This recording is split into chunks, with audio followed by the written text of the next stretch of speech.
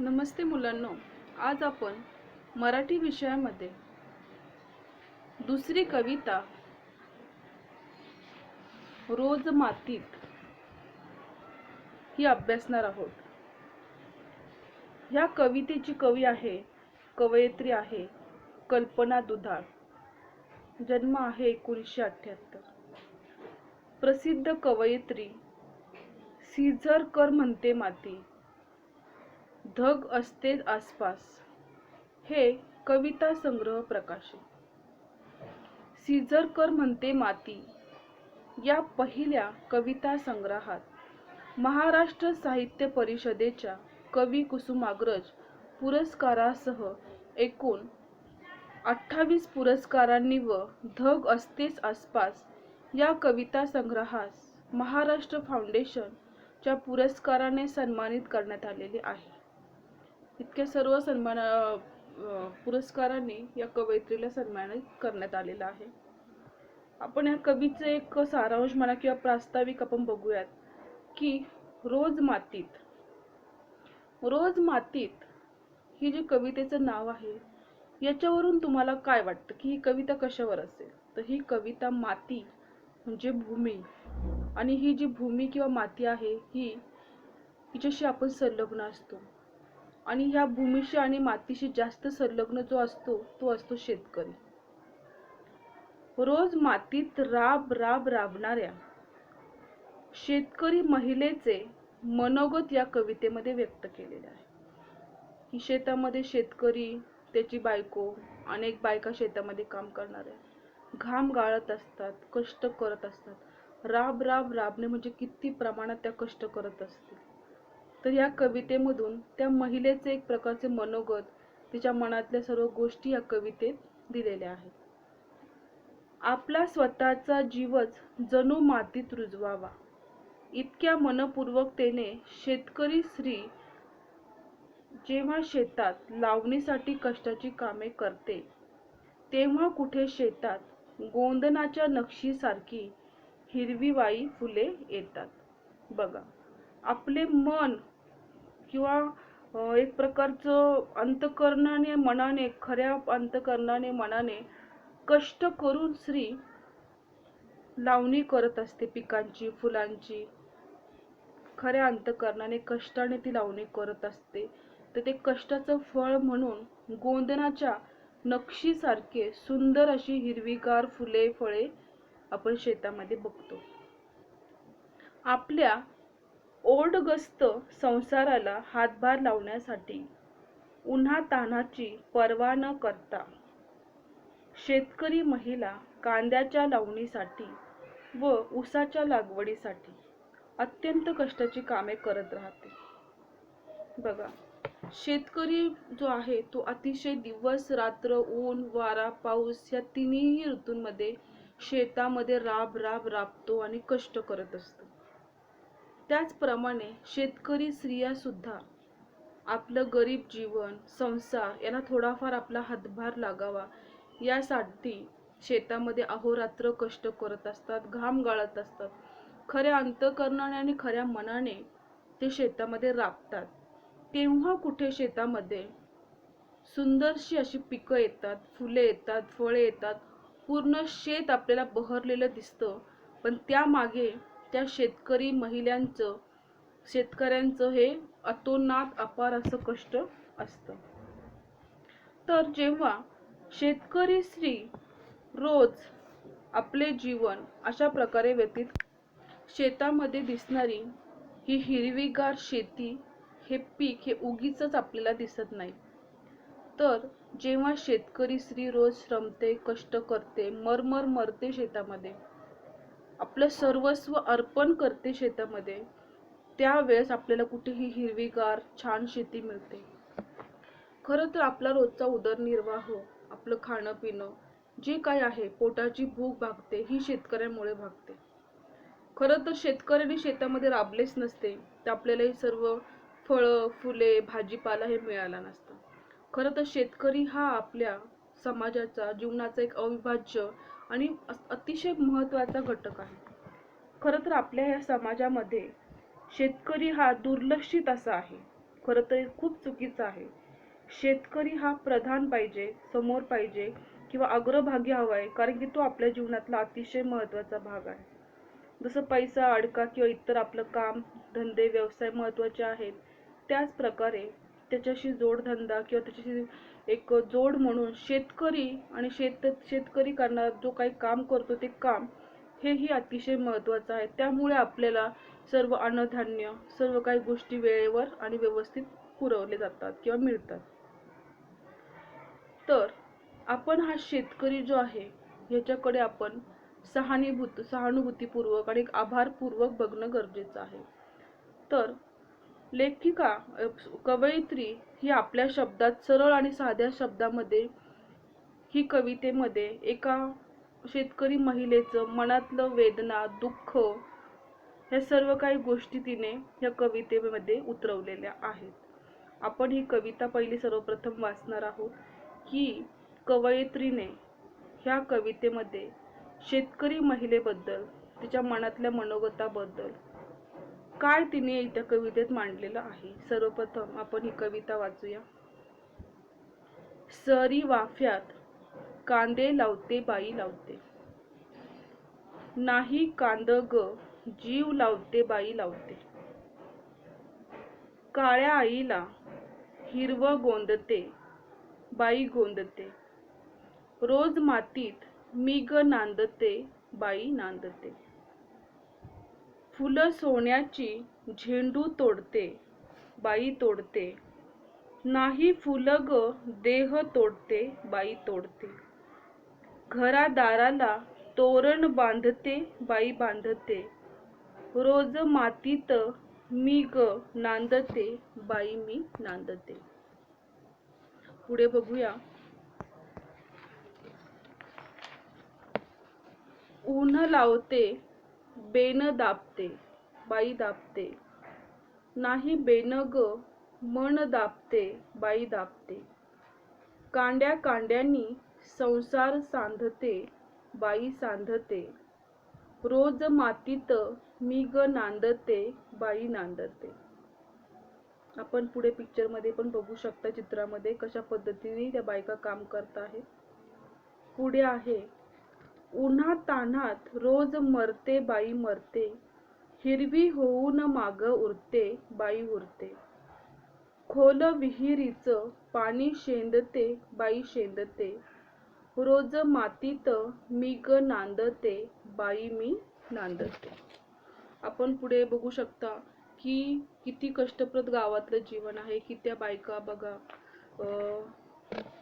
विहिरीवरून ओढून पाणी डोक्यावर हंडे घेऊन त्या आपल्या घरी पाणी एवढं लांबून नेतात. आपल्या इकडे तर शहरामध्ये नळाला आणि अगदी ऐशारामात सोय आणि घरामध्ये पाणी असतं, पण आणखी पण काही गावं आहेत, जिल्हे आहेत की त्या ठिकाणी पाण्याचा हा अभाव आहे आणि तुटवडा आहे. तर आपण ही कविता पहिल्या पॅरेग्राफ पासून समजून घेणार आहोत. तर या कवितेच्या पहिल्या पॅरेग्राफ मध्ये आपण बघूया. पहिलं कडवं आहे. सरी वाफेत कांद लावते बाई लावते, नाही कांद ग जीव लावते बाई लावते. काळ्या आईला हिरवं गोंदते बाई गोंदते, रोज मातीत मी ग नांदते बाई नांदते. बघा, आपण शेजारच्या चित्रामध्ये बघू शकता की कशा प्रकारे उन्हामध्ये कष्ट करून मातीमध्ये या महिला कांद्याचं पीक लावत आहे. आपण बघू शकतो निसर्ग उघडा आहे, ओपन, आणि वर प्रखरतेचं कडक असं ऊन आहे. आपल्याला उन्हामध्ये जायला एक प्रकारचं टेन्शन येतं की बापरे किती हे ऊन आहे, उन्हाचा किती त्रास होतो, आणि आपण स्वतःला जपत असतो उन्हापासून. छत्री, सनकोट या सर्व गोष्टी आपण घालत असतो. पण आपण बघू शकतो ह्या बायका पायात चप्पल नाहीये किंवा शरीराला संरक्षण म्हणून काही घातलेलं नाहीये, आणि अशा परिस्थितीमध्ये ते कांद्याचं पीक लावत आहे. हे सर्व करत असताना कदाचित त्यांची काही मजबुरी असणार आहे की घरामध्ये परिस्थिती अतिशय गरीब आहे, खायला नाही, ज्याला आपण दारिद्र्य म्हणतो, अशा परिस्थितीमध्ये ह्या स्त्रियांना काम करण्यासाठी बाहेर पडावं लागत आहे. आणि त्या बाहेर पडून ही सर्व कामं खऱ्या अंतकरणाने आणि खऱ्या मनाने करत आहे. सरी वाफ्यात कांदे लावते बाई लावते. ती बाई आपल्या मनातलं मनोगत बोलत आहे. खऱ्या अंतकरणाने आणि मनाने ती ते पीक लावत आहे आणि ती खऱ्या अंतकरणाने आणि मनाने बोलते की मी वाफे म्हणजे कांदे लावण्यासाठी पहिलं वाफे तयार करून घेतात आणि त्या वाफ्यामध्ये ते पीक लावलं जातं. सरी वाफ्यात कांदे लावते बाई मी लावते. त्या वाफ्यामध्ये वाफा धरून सरळ लाईनीमध्ये ते कांद्याचं पीक लावत जातात. नाही कांद ग जीव लावते बाई लावते. तर हे कांद्याचं पीक नसून, हे कांदे नसून, मी माझं अंतकरण मन खऱ्या अंतकरणाने आणि मनाने मनपूर्वक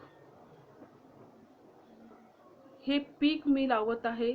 तर ह्या पिकाऐवजी मी माझा जीव लावते, कारण की शेतामध्ये काम करणं ही काही नॉर्मल गोष्ट नाही आहे, सोपी गोष्ट नाही, अतिशय कठीण आणि कष्टाची गोष्ट आहे.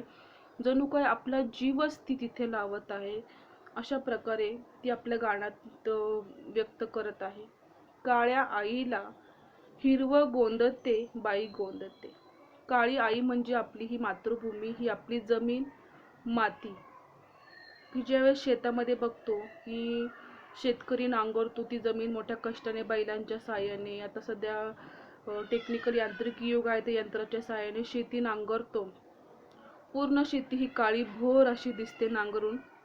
तर ज्या वेळेस त्या शेतीमध्ये वाफे लावले जातात, पीक घेतलं जातात आणि ती जी शेती आहे त्याला आपण काळी आई म्हणतो, काळी आई म्हणून संबोधतो, कारण शेती आपली जमीन आपली माता आहे. आपला जन्म जमिनीपासूनच आहे, मातीपासून, आणि शेवटही मातीतच आहे. तर ही भूमी जी आहे ही आपली आई आहे, माता आहे. तर या भूमीमध्ये ह्या काळ्या आईला आपण ज्यावेळेस नांगरतो, त्याच्यामध्ये पीक घालतो, कालांतराने पाऊस पडल्यानंतर, पाणी दिल्यानंतर हिरवं पीक त्याच्यामध्ये येतं. तर ती आपल्या गाण्यात कवितेत म्हणत आहे, जसं जणू काही काळ्या आईला हिरवं मी गोंदते बाई गोंदते. बघा, काळ्या शेतामध्ये ज्यावेळेस पीक लावलं जातं किंवा पीक येतं, त्यावेळेस सगळी शेती आपल्याला अतिशय प्रसन्न, फुललेली आणि हिरवीगार दिसते. जणू काही तिथं हिरवं गोंदनच तिच्यावर केलेलं आहे, अशा प्रकारे तिथं दिसतं. तर हे जे हिरवं गोंदन आहे, हे जणू काही पूर्ण शेतीमध्ये शेती गोंदल्यासारखीच दिसते. रोज मातीत मी ग नांदते बाई नांदते. खरं तर महिला स्त्रिया लग्न झाल्यानंतर आपल्या सासरी नांदतात. ही स्त्री म्हणते जणू काही मी शेतातच नांदते ह्या काळ्या मातीत, कारण की रोज मातीत, कारण आपल्या कवितेचंच नाव आहे रोज मातीत. म्हणजे ते लोक रोज मातीत राहतात, रोज मातीशी संलग्न असतात, मातीशी जुडलेले असतात. माती हीच सर्व काही त्यांचं आहे. मातीतून ते पीक, काळ्या मातीतून ते हिरवं पीक उगवतात. जणू काही ह्या महिलांना वाटतं की आम्ही घरात नाही, तर ह्या मातीतच आम्ही नांदतोय, राहतोय. अशा प्रकारे इतकी मोठ्या मोठ्या उपमा या महिलेने अंतःकरणापासून, मनापासून ह्या काळ्या आईला, मातीला दिलेल्या आहेत. पुढच्या चित्रामध्ये आपण बघू शकतो की ह्या महिला फुलं तोडतायत. बघा, हे फुलं काय आपोआप आली आहेत का? याच्यासाठी त्यांनाही कष्ट घ्यावे लागतायत, कष्ट करावे लागतायत. फुलांची शेती करण्यासाठी त्यांनाही घाम गाळावा लागत आहे. फुलांचं पीक घ्यावं लागते, त्यांच्या बिया, ती पिकं पूर्ण काळ्या आई म्हणजे शेतामध्ये टाकावे लागतायत. आणि नंतर पाणी घालून, शेताची निगा राखून, काळजी घेऊन, नंतर त्याचं रूपांतर रोपट्यामध्ये आणि मग त्यांना छानशी सुंदरशी अशी फुलं येतात. ही सगळ्या गोष्टी क्रमवार प्रोसेसप्रमाणे होईपर्यंत ह्या शेतकरी महिलेला, शेतकऱ्याला अतिशय कष्टातून, त्रासातून जावे लागतात. रोज घाम गाळावा लागतो. त्यावेळेस इतकी छान आणि सुंदर फुलं आपल्याला दिसतात. तर ते फुलं तोडताना जो आनंद, जो अभिमान, जे कुतूहल त्या महिलेच्या तोंडावर किंवा चेहऱ्यावर आहे, ते आपण चित्रामध्ये बघू शकतो की ती किती आनंदी आहे. पण हा आनंद घेण्यासाठी तिला अधिक कष्ट करावे लागलेले आहेत, त्रासातून जावं लागलेलं आहे. त्याच्यानंतरच तिचं कष्टाचं फळ म्हणून इतके छान आणि सुंदर फुले ती आपल्या टोपलीमध्ये एकत्र करत आहे, तोडून टाकत आहे. तर आपण कवितेच्या ओळी बघूया. फुलं सोन्याची झेंडू तोडते बाई तोडते, नाही ग फुल ग देह तोडते बाई तोडते. घरादाराला तोरण बांधते बाई बांधते, रोज मातीत मी ग नांदते बाई नांदते. आपण बघितलंय की फुलं नाही तोडत येते, तर ती सोन्याची फुलं कशी तिला वाटतं ते फुलं नाही, तर ती सोन्याची फुलं आहेत, नुसतीच फुलं नाही आहेत. कारण की ह्या मातीचं सोनं करणं इतकं सोपं नाहीये. त्यांना ते शेतामध्ये कष्ट करावे लागतात, त्यावेळेस त्या मातीचं सोनं होतं आणि त्या सोन्याचंच रूपांतर नंतर कष्ट करून बाजारात विकून त्या धान्य म्हणा फुलं मग त्यांचं रूपांतर त्यांना थोडेफार पैसे मिळून होतं आणि ते त्यांचा उपयोग आपला संसार घरं लेकरं त्याचा उदरनिर्वाह करण्यासाठी ते करत असतात. तर कवयित्री म्हणते की फुलं ही नुसती फुलं नसून फुलं ही सोन्याची आहेत. झेंडू तोडते बाई तोडते, आणि ती फुलं आहेत झेंडूची. शक्यतो झेंडूची फुलं हे आपण देवाला वाहण्यासाठी वगैरे वापरतो. झेंडू हा अतिशय ताजातवानं फ्रेश असं फुल आहे आणि ते लवकर सुकत नाही. जास्त प्रमाणामध्ये झेंडूच्या फुलांचा सजावटीसाठी, देवपूजेसाठी अशासाठी वापर अधिक प्रमाणात केला जातो. तर ती महिला म्हणते की हे फुलं नुसती फुलं नाही, ती फुलं सोन्याची आहेत. ती झेंडू मी तोडते बाई तोडते, नाही फुलं ग देह तोडते बाई तोडते. देह देह म्हणजे शरीर. तर ती म्हणते मी झेंडूचं फूल तोडत नाहीये, तर मी देह तोडतीये. देह म्हणजे शरीर तोडतीये. कारण की ते झेंडूचे फूल इतके छान मोठे होऊन ते आपल्या टोपलीत भरण्यापर्यंत महिलेने आपलं शरीर तोडलेलं आहे.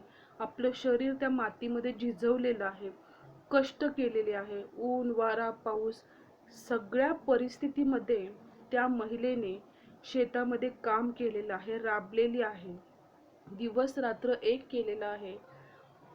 म्हणजेच तिचा देह ते काम करताना तिथं तुटलेला आहे, तुटून पडलेला आहे. ज्यावेळेस आपण खूप कष्टाची कामे करतो, त्यावेळेस आपण खूप थकतो, त्यावेळेस आपल्याला कळतं की आपलं शरीर किती दुखतंय किंवा आपल्याला किती पेन होत आहेत. खऱ्या अर्थात त्यावेळेस आपलं शरीर तुटत असतं. तर तिला असं फील होतंय, तिला असं जाणवतंय की मी झेंडूची फुलं नाहीत, तर मी स्वतःचा देह शरीर तोडत आहे बाई तोडते. घरादाराला तोरण बांधते बाई बांधते. मी आताच म्हटलं की काही सणसूद असेल तर आपण घरादाराला तोरणं बांधतो फुलांची, गाडीला दसऱ्याला फुलं लावतो किंवा देवापुढे फुलं ठेवतो, डेकोरेशन सजावटीसाठी फुलांचा उपयोग करतो. तर ती म्हणते की मी घरादाराला तोरणं लावते फुलांची, झेंडूच्या फुलांची तोरणं लावते बाई मी लावते. जी फुले तिने इतक्या आनंदाने त्या शेतामधून घेतलेली आहेत, तर ती पिके ती फुलं ती आपल्या घराला सजावटीसाठी एक प्रकारचं समाधान आणि आनंद मिळवण्यासाठी ती लावत आहे. रोज मातीत मी ग नांदते बाई नांदते. जसं पहिल्या वाक्यात पॅराग्राफमध्ये आपण वाचलेलं आहे की रोज ती त्या मातीमध्ये कष्ट करते, त्या मातीमध्ये राबते, त्या मातीमध्ये आपला देह तोडते. त्यावेळेस हे सुंदरशी पिकं फुलं तिच्या पदरी पडतात. तर तिचं म्हणणं आहे की मी रोज घरात नाही तर ह्या आई, ही आपली काळी आई, आपली माती, या रोजच्या मातीमध्ये मी रोज नांदते राहते. कारण की दिवस रात्र ती त्या मातीमध्येच असते. शेतीची कामं ही खूप प्रमाणात असतात. ते करण्यासाठी खरंच खूप पेशन्स लागतात, खूप धीर लागतो. हा सर्व धीर आणि पेशन्स या महिलेमध्ये या कवितेत दाखवलेला आहे की ती स्वतःला आनंदाने सांगते की मी या मातीत नांदत आहे. काही काही लोक एक प्रकारे मातीबद्दल सांगतात की नाही आम्हाला माती आवडत नाही किंवा मातीची किळस वाटते, परंतु ही माती म्हणजे आपली माता आहे. पुढच्या कडव्या सांगितलेलं आहे, पिक्चरमध्ये बघतोय आपण ह्या. आता ती ऊसाचं पीक घेते. पहिलं कांद्याचं बघितलंय, दुसरं झेंडूच्या फुलांचं, तिसरं पीक तिने घेतलेलं आहे ते म्हणजे ऊसाचं. आपण बघितलंय त्या बायकांच्या हातात, महिलांच्या हातात ऊसाची बेणे आहेत. ती बेणं हे त्या वाफ्यामध्ये लावायचं आहे. ऊसाचं प्रत्येक पीक घ्यायला वेगवेगळी कष्ट करावी लागतात. तर ही महिला ऊसाचं पीक घेत आहे. त्यासाठी प्रत्येक वाफ्यामध्ये लाईनशीर शिस्तबद्ध तिथे ऊसाची बेणे लावण्यास सुरुवात करत आहे. हे सुद्धा काम अतिशय कष्टदायक आहे. प्रत्येक पीक घेण्याची एक वेगवेगळी पद्धत आहे. त्यासाठी शेतीचा आकार, शेतीमध्ये जे काही नियोजनबद्ध असतं ते पीक घेण्याचं प्रत्येक हे वेगवेगळं असतं. त्यासाठी पाणी लागतं भरपूर, त्यासाठी भरपूर शारीरिक कष्ट करावे लागतात, नियोजन असतं. त्या पद्धतीनेच आपण ते पीक घेतलं तर ते पीक आपल्या हाती लागतं. तर आता ती ह्या कडव्यामध्ये ऊसाचं पीक घेत आहे. ऊस लावते बेन दाबते बाई दाबते, नाही बेन ग मन दाबते बाई दाबते. कांड्या कांडीनं संसार सांधते बाई सांधते, रोज मातीत मी ग नांदते बाई नांदते. ऊसाचं बेणं म्हणजे कोवळा ऊस. जसं इतर पीक लावताना त्याचे बिया किंवा रोपं असतात, त्याचप्रमाणे ऊसाचं पण बेणं असतं. ऊसाचं पीक आपल्याला ते बेणं आपण मातीमध्ये दाबल्यानंतर कालांतराने पाणी घातल्यानंतर ते ऊसाची वाढ होते. तर त्या महिलेला वाटते की मी ते ऊसाचं बेणं त्या मातीत दाबत नाहीये, तर मी स्वतःचं मन त्याच्यामध्ये दाबत आहे. कारण ती खऱ्या अंतःकरणाने, खऱ्या मनाने, कष्टाने ते पीक तिथं लावताना दिसतीये. तर जणू काही ती आपलं मन, अंतःकरणच त्या मातीमध्ये दाबत आहे. त्यामुळे ती आपल्या कवितेत म्हणते की ऊस लावते बेन दाबते बाई दाबते, नाही बेन ग मन दाबते बाई दाबते. कांड्या कांड्यांनी संसार सांधते बाई सांधते, रोज मातीत मी ग नांदते बाई नांदते. की ऊसाच्या ज्या कांड्या कांड्या असतात छोट्या छोट्या, ते लावल्यानंतरच मोठा ऊस तयार होतो. तर कांड्या कांड्याने मी संसार सांधते, म्हणजे छोट्या छोट्या तुकड्यांपासून मी माझा संसार कष्टाने सावरतीये, कष्टाने करतीये. जसं कांड्यामध्ये तुकडे तुकडे असतात, ऊसाचे छोटे छोटे तुकडे, ज्याला आपण टिपऱ्या म्हणतो किंवा तुकडे म्हणतो. त्या पद्धतीने छोट्या छोट्या तुकड्यांचं, छोट्या छोट्या गोष्टींमधून ती आपला संसार एकत्र करत आहे. छोट्या छोट्या गोष्टीतून ते आपल्या गरजा भागवत आहे, छोटे छोटे कष्ट करून. तसं म्हटलं तर कष्ट अतिशय मोठे आहेत, पण हे कष्ट करून ती आपला संसार आणि घर चालवत आहे. रोज मातीत मी ग नांदते बाई नांदते. तर सांगितल्याप्रमाणेच की मी मातीमध्ये नांदत आहे. जसं की घरामध्ये न नांदता मी मातीतच जणू काही नांदत आहे. कारण की मी घरापेक्षा जास्त वेळ हा शेतामध्ये असते, दिवस रात्र शेतात कष्ट करते, मातीशी जोडलेली आहे, मातीशी संलग्न आहे. तर मी जणू काही मातीतच माझा संसार करत आहे, नांदत आहे. शेवटल्या कडव्यात आणि शेवटल्या चित्रात आपण बघू शकतो की पुढचं कष्टाचं काम महिला करते. पिक्चरमध्ये बघू शकतो आपण, हे एका गावाचं चित्र आहे. गावाचे रस्ते, घरं आहेत, झाडं आपण बघतोय. आणखी काही गावांमध्ये पाण्याची टंचाई आपल्याला दिसते. पाण्याचा अतिशय अभाव आहे. लोक पाण्यासाठी लांब लांब जातात, खूप कष्ट करतात. आपण बघू शकतो स्त्रिया विहिरीवरून पाणी भरत आहेत. अतिशय खरतर आणि कष्टामध्ये ते आपलं डोक्यावर हंडे घेऊन एवढ्या लांब घरापर्यंत एवढ्या उन्हातानात ते पाणी भरत आहेत. इथेही त्यांना कोणत्याही गोष्टीचं सुख नाही, प्रत्येक गोष्ट त्यांना कष्टातून मिळत आहे. आपल्या शहरात तरी पाणी नळाचा कॉक ऑन केला की भरपूर असं पाणी येतं, त्यामुळे आपल्याला पाण्याची किंमत नसतं. पाण्याचा अपव्यय आपल्याकडून जास्त होत असतो. तर आपण इथं बघितलेलं आहे की स्त्रियांना पाण्याचं महत्त्व आहे. पाणी हे ते अतिशय कष्टाने आणतात. उन्हात तान्हात रोज मरते बाई मरते, हिरवी होऊन माग उरते बाई उरते. खोल विहिरीचं पाणी शेंदते बाई शेंदते, रोज मातीत मी ग नांदते बाई नांदते. उन्हातान्हात ती शेतामध्ये काम करते, विहिरीवरून पाणी भरते आणि खोल खोल असलेलं पाणी ती शेंदत आहे. शेंदणे म्हणजे पाणी काढणे विहिरीतून, त्याला शेंदणे म्हणतात. हिरवं मागं उरतं म्हणजे काय? जेव्हा शेतामध्ये कष्ट करून ती काम करते त्यावेळेसच हिरवं पीक तिला मागे दिसतं. जर शेतकरी महिलेने कष्ट केलंच नाही, पीक पिकवलंच नाही, तर मागे काहीही उरणार नाहीये. पण ज्यावेळेस ती कष्ट करते, उन्हात तान्हात मरते, त्याच वेळेस मागं हिरवंगार गवत, हिरवीगार शेती, हिरवेगार फळं, पालेभाज्या, फ्रुट्स, फळे आपल्याला सर्व मिळत असतात. आणि खोल खोल विहिरीमध्ये ज्यावेळेस ती पाणी शेंदते किंवा ओढते, त्यावेळेसच तिला तिच्या संसारासाठी, तिच्या लेकराबाळांसाठी, पिण्यासाठी तिला पाण्याचा उपयोग होतो. त्यामुळंच ती आपल्या कवितेत म्हणते की मी रोज मातीत मरते किंवा रोज मातीत मी नांदते. यावरच ती महिला म्हणते की रोज मातीत मी ग नांदते बाई नांदते. अशा प्रकारे कवयित्रीने या कवितेमध्ये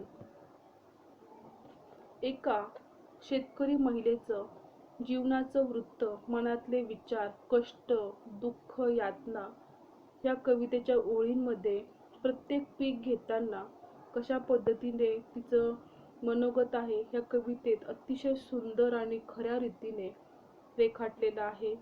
आपले शेतकरी महिलेचं जीवन आपल्या कवितेमध्ये उतरवलेलं आहे. मी आशा करते की तुम्हाला ही कविता अतिशय व्यवस्थितपणे समजली असणार आहे. तुम्ही सुद्धा ही कविता घरी अतिशय व्यवस्थित 1-2 वेळेस वाचा, समजून घ्या. ही कविता तुम्ही तुमच्या मराठीच्या नोटबुकमध्ये व्यवस्थित छान आणि स्वच्छ अक्षरात लिहून घ्यायची आहे. त्यानंतर ह्या कवितेची जी स्वाध्याय कृती आहे, या स्वाध्याय कृतीचा अभ्यास आपण पुढील भागामध्ये करणार आहोत. आणि ज्यावेळेस आपण ही कविता किंवा कोणताही लेसन पाठ असू दे, हा स्वतःहून ज्यावेळेस वाचतो, समजतो, त्यावेळेस त्या गोष्टी आपल्याला लवकरच आकलन जास्त प्रमाणात होत असतात. त्यामुळे तुम्ही अध्ययन म्हणून ही कविता व्यवस्थित वाचायची आहे, समजून घ्यायची आहे आणि त्या महिलेचं मनोगत तुम्हाला आपोआपच वाचत असताना समजणार आहे. त्यामुळे रोज मातीत ही कविता तुम्ही व्यवस्थित वाचायची आणि लिहायची आहे. ह्या ज्या कविता आहेत ह्या रसग्रहण करा, कवितेचं रसग्रहण करा यासाठी येत असतात. त्यामध्ये तुम्हाला ह्या कवितेचा अर्थ व्यवस्थित माहिती असणं आवश्यक आहे, जेणेकरून तुम्ही ही कविता व्यवस्थितरित्या रसग्रहणामध्ये लिहू शकता. त्यामध्ये कवितेचं नाव, प्रकार, कवितेचा अर्थ ह्या सगळ्या गोष्टी येतात. त्या आपण पुढे शिकणारच आहोत. परंतु त्याची सुरुवात म्हणून कवितेची माहिती असणं तुम्हाला अत्यंत गरजेचं आहे. तर पुढील भागामध्ये आपण या कवितेची स्वाध्याय कृती हिचे अध्ययन करणार आहोत. धन्यवाद.